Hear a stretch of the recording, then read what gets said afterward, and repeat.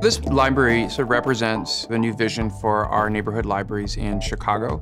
And not only has this library sort of changed the way that we think about our building program in terms of the activities that are happening in the space, what it shows is that when you create a dynamic public space, both architecturally, but also program it in a way that's relevant, it will activate a neighborhood and a community, and that's what's happened here. And Brian's vision for what that could look like is what we're sitting in today. The library's design grew out of an idea that this was a very specific site.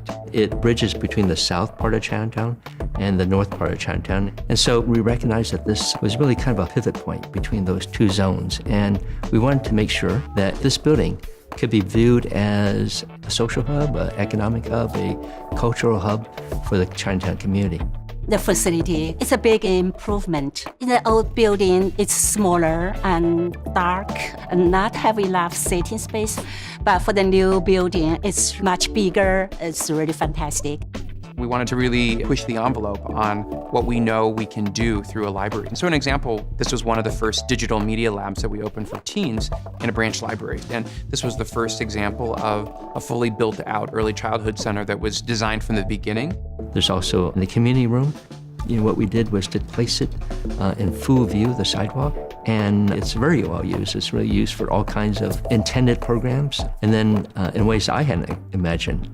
There's Chinese opera, there's music lessons. So we think that that's a fun thing also. We also were really intentional about having the building feel like it fits within the context of the neighborhood. It's a modern design, but also incorporate many Chinese culture and Chinese feng shui into the architecture.